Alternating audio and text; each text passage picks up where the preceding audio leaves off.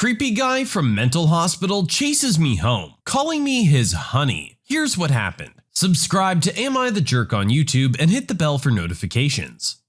A few days ago, I'm walking downtown in the middle of the afternoon when I become aware of a presence walking behind me. It's a busy city and a crowded street, so I don't think much of it. But this man stays right behind me for a few blocks. I can hear his breathing behind me, becoming ragged and coarse. His breathing gets heavier and heavier as he follows me. I don't want to turn around or make eye contact, but I can sense him following me. Then I hear him say it. Honey, if you don't slow down, I'll never catch up to you. I get terrified. I feel my blood run cold, and I whip around to confront him. He's big, at least a foot taller than me, and I can see on his chest one of those little sticky paper ID tags. It's from a mental hospital. A mental patient has been following me for blocks and is now trying to get me to slow down. I turn away and immediately cross the street, not looking back, but he appeared to stop following me at that point. I'm just still terrified by the incident. Is how I'm sure this post would have been written if I were the woman, but I'm not. I'm the guy, and this is the story about how I accidentally became someone else's creepy encounter. I've been out of the office for over a week due to a nasty bout of bronchitis that utterly wiped me out, and my girlfriend, my poor loving partner who nursed me back to health, had now herself become stuck at home. It was my first day back to work, and feeling bad for her, I decided to try and do something nice for her. She's an avid player of Elder Scrolls Online, you see, which just released a new expansion, and that expansion allowed for a new class. She had put off getting the expansion in order to focus on picking up the slack from my illness, so I decide I'm gonna go get it for her. I decide on my lunch break to hit the nearby GameStop and get her the digital code. So on my lunch, I head out. Now, here's the thing. The local GameStop and my office are on opposite sides of a very large hill. Remember, also, I've been sick all week with bronchitis. Now, I get to the GameStop okay, buy the digital code, and text her a picture of it along with a message very jokingly tell her she needs to wait till I get home to play, because I'll never catch up otherwise. Then I start heading back to the office, and I start walking back up the hill. And this is where the heat and the humidity and the fact that I'm walking uphill after, once again, having bronchitis starts to take its toll. And I begin, I'm quite sure, very audibly breathing heavily. I also just happen to be walking the exact path of a woman who has ended up directly in front of me, and now been walking behind her for a couple of blocks. Now, two important things about me. First, I'm a tech nerd, so I have a smartwatch, the Bluetooth earbud, whole 9 yards. Second, I'm a big dude. In the 6'2", 240 pounds college athlete who still works out and can probably mess you up sort of way. I'm a scary looking guy. I'm a teddy bear who posts pictures of his cat on Reddit and wouldn't hurt a soul. But I'm fully aware that in the wrong context, say if you're a 5-foot woman and you think I'm following you, that I'm kinda terrifying. So what's the tech nerd relevance here? Smartwatch, Bluetooth. Girlfriend calls me and I tap my watch to pick up the call without taking the phone out of my pocket, which syncs to my Bluetooth earbuds. My girlfriend hears that audible chime on her end and knowing I've picked up, launches into how she couldn't wait and is already playing without me. And that's when I, jokingly, as I'm glad she's feeling up to it, tell her, honey, if you don't slow down, I'll never catch up. The woman ahead of me freaks out and whips around. I immediately realize, holy crap, she thinks I'm talking to her because I'm not holding a phone and I've been following her the last 2 blocks audibly wheezing. And then I realized something else. Remember how I said it was my first day back to work? I still wasn't 100% and I left my work ID at home. I work in a very secure government building, the kind of building that doesn't just let you into it, even if all the security guards know your face because you've been there for 10 years now. No ID? You still gotta go get a near cavity search level screen in and wait for HR to verify that yes, you still work there. And no, you're not a disgruntled ex-employee looking to steal confidential files or something. But once you've had your morning colonoscopy, they do give you one of those little old visitor badges so you can come and go in the building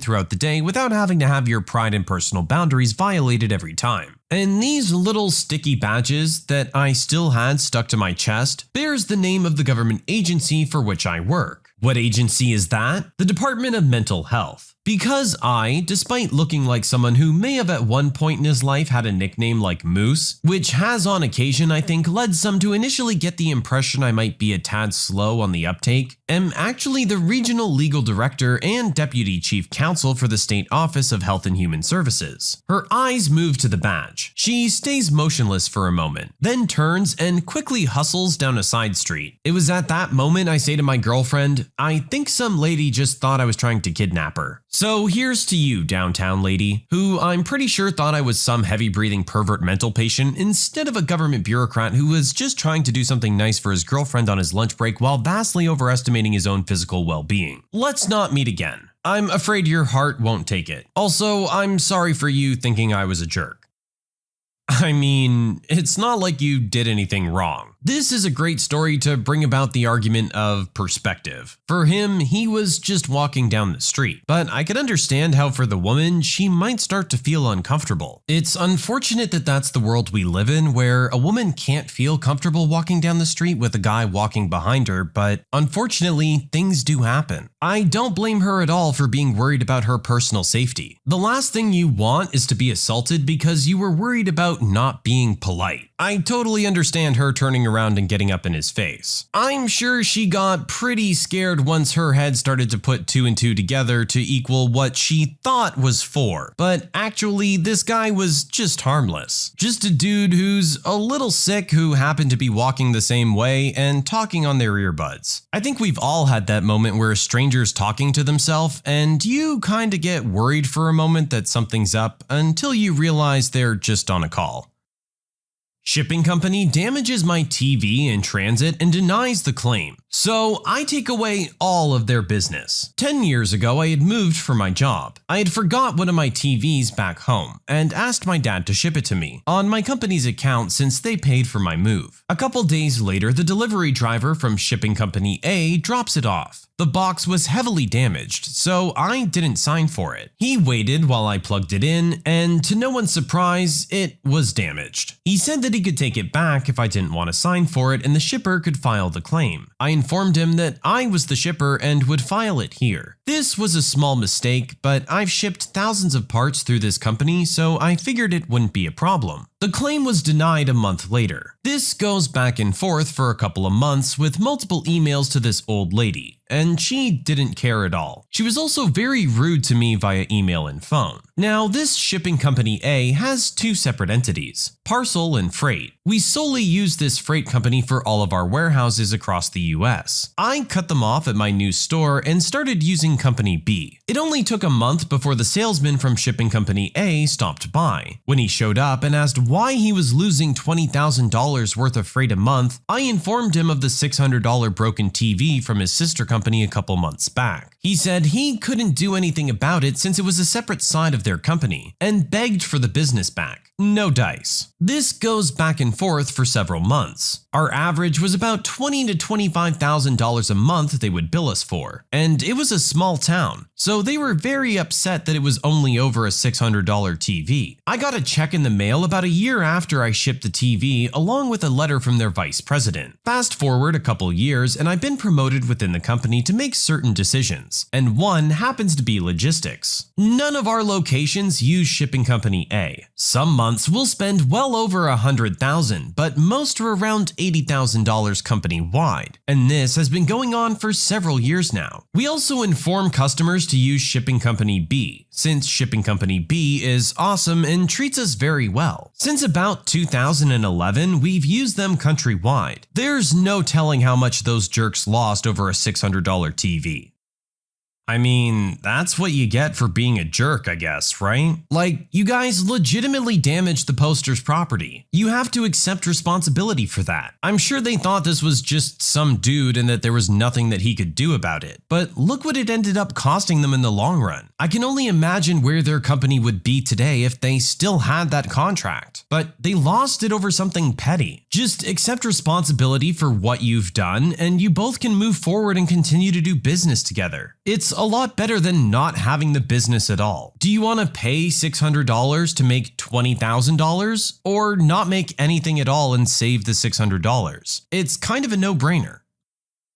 Jerks from the homeowners association are trying to enforce stupid rules, so I become the homeowners association. I used to live in a 2-story townhouse in Vancouver around 2010 with my parents. Keep in mind that this is in Canada where HOAs are not as common as the US and are not seen as evil, but this HOA was different. First, the characters. My mother was a 50-year-old woman working at a grocery store, and as we were Muslims, she wore a headscarf. She was a very nice woman to everyone she met, including people she knew hated her for whatever reason. Kill them with kindness, right? I was in engineering school and about to graduate in a few months. My father was a regular working man. He's not important in this HOA story. So now to the problem. These HOA jerks were a group of lazy, possibly retired / stay-at-home moms and dads. They made rules like all the floor mats must be straight and inspection of your suite will be done bi-monthly, and the worst of which was no overnight or late night guests. We owned our residence, and here these jerks were trying to ruin it, making it seem as if we're tenants. My family was wanting to bring my grandmother to Canada, and the visa just made it through. We were excited to have her, so we go to the airport and come back with her, meeting with the HOA jerks on the way. She asked us straight, "Who is this and why does she have bags?" WTF? I said she'd be staying here for a month and it's my gran. The hippo's eyes locked onto my gran and said, "You can't be here."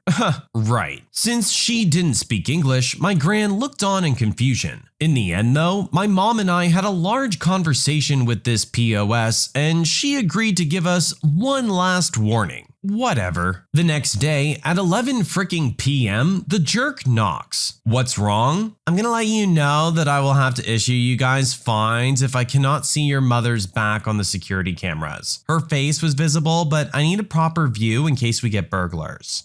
What the heck? It was late, so I didn't argue, so I went back without telling my mother. The next day, she does this same ordeal, but with my mom. She was furious and told her to leave and not be racist. The HOH jerk yelled, "Islam's is not a race, you towelhead terrorist," and left. I will never ever forget that night. My mother wept like a baby for the night, and it was the worst night of my life, second to only when she passed away last year. I could not allow this bull to continue. I did what I thought would be best. I went around and took questions from every single house and asked about this jerk. They all said the same thing, and on my way home, I noticed a fine being written on our door for failing to keep our doormat straight. It's a circle! How are we supposed to make it straight? At any rate, I spent some time on Reddit asking legal advisors from Canada on what can be done. They all recommended I get a form of proxy for all residents that will let me vote for them just via myself. I got around 50 people out of 60 to sign it, and boy was I ready. The next election, I voted every single one of those jerks out and made my mother the head of the association. I got the position of vice president and removed all of those rules. The next day, I made the rules for our new HOA, and all it said was literally this: this HOA exists only to make sure no other HOA can take its place. There are absolutely no enforced rules here besides keeping your portion of the hallway clean and no interfering with other members' residence. And that, my friends, is how I made the old HOA extinct. The jerky people became really friendly afterwards.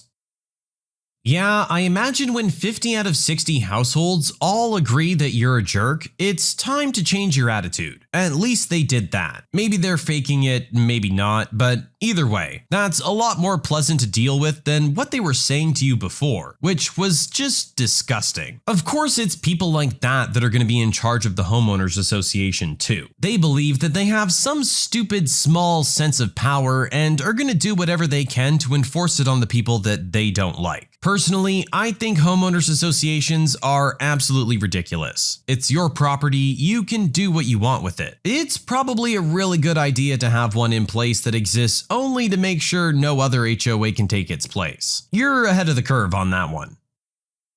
My coworker tried to bully me into working Thanksgiving for her, but I was not having it. I'm in the casino business. This of course means that major holidays are just another day for us, and requests off are limited for holidays, if even allowed at all. For background, I'm 35, single, and I have no children. I've been passed over on schedule rebids for weekends off because it's easier for you since you don't have any kids. This, of course, gives me the midweek, Tuesday, Wednesday, and Thursday as my days off every week. I'm scheduled to work Friday to Monday. Since I have no family, I usually trade Thanksgiving and Christmas if they fall during the week, so other dealers with families can spend time with their kids. This year, I elected not to. My best friend is going to randomly be in my city this week. His wife's cousin or something like that recently moved here, and he'll be spending the holiday at her house. This, of course, means that since I'm off Tuesday through Thursday, I'll be able to go out for some drinks Wednesday night with Ryan, and I have an invite to Turkey Day for the first time since I moved to this city. One of my coworkers, let's call her Karen, has been working for this place way less time than me. She beat me out of another schedule rebid recently because she has 3 kids, and having weekends off to spend time with them is so important. Anyways, Karen didn't so much ask as made a comment to me on schedule day. So I let the boss know that you're working Thursday for me. Sorry, I can't trade anyone this year. I actually have plans. Ugh, well, it's not like you have any family. You need to do the right thing and let those of us with loved ones spend the holiday with them. Well, I'm sure you get to spend a lot of time with them every weekend while I'm here dealing cards. She just grumbled and walked away. Later on in the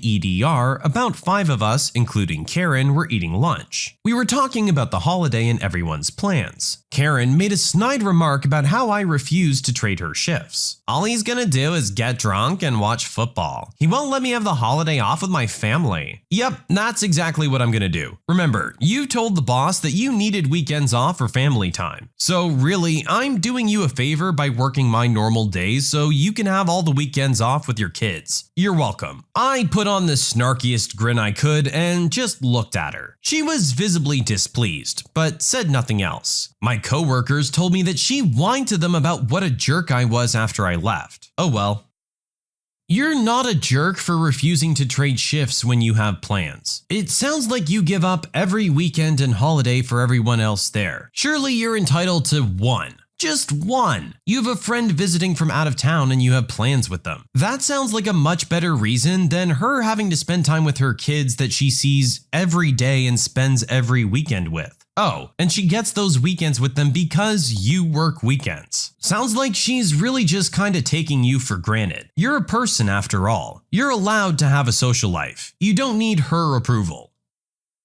I'm debating moving and leaving the leeches that are my family to become homeless. Let me start off this post by saying I love my family, but I can't live with them anymore. I'm a single mom, 34, and I'm doing my best to provide my daughter, 15, with a good life. Right now, my parents, 55 and 58, and brother, 32, live with me in a 2-bedroom apartment, which means I share a bedroom with my daughter. I hate it because I want her to have her own space and be a normal teenager who slams their bedroom door shut and mopes around. It's not possible because my parents use the other, bigger bedroom, and my brother sleeps in the living room. My parents are extremely religious and believe God will send them a miracle, and they'll have a wonderful, money-filled life soon. The thing is, they've been waiting for this miracle for more than 10 years now. They've been given prophecies and dreams that indicate that God has something big in store for them. In the meantime, my dad lost his job and doesn't work. My mom doesn't work either. Every time I ask them when God will be delivering on their promises, they say soon, and we just have to be patient. The sad thing is they really believe all that bull. I'm so tired of living with them because we don't get along, and my mom and I are regularly in some argument about the dumbest things. I get treated like a child, and neither my nor my daughter's opinions are taken seriously. Mine and my daughter's social lives have suffered because we can't bring anyone to my place as they'll be confronted by a messy living room, since my brother isn't the cleanest person, and my parents are always at home anyway. My brother has an online writing job, but it takes him weeks to complete his work, and he doesn't get paid that much, so he's not contributing to our living costs. My parents don't contribute anything either. My daughter's mental health is also suffering because despite her best effort, she doesn't get along with my parents either because of how obnoxiously religious they are. I know that her anxiety and depression, along with my own, will be easier to handle in a healthy way when we're in our own place. I'm planning to move away, but that will mean my parents and brother won't have someone to pay their rent or buy them food anymore. They'll be homeless. Am I the jerk for considering leaving them behind and getting a place for me and my daughter?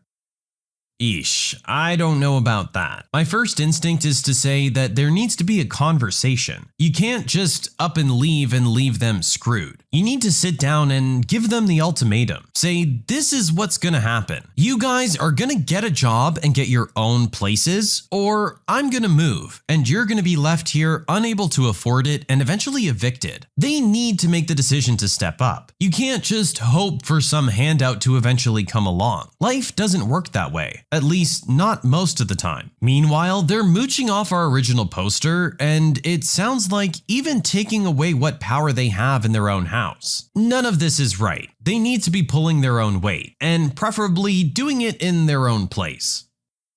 When you subscribe, make sure to hit the bell to turn on notifications. Put the playlist on in the background to finish listening to all the stories, linked at the top of the description. And if you like Am I the Jerk, give Am I the Genius a shot. Linked in the description as well. Either way, thanks a lot for watching, and we'll see you guys next time.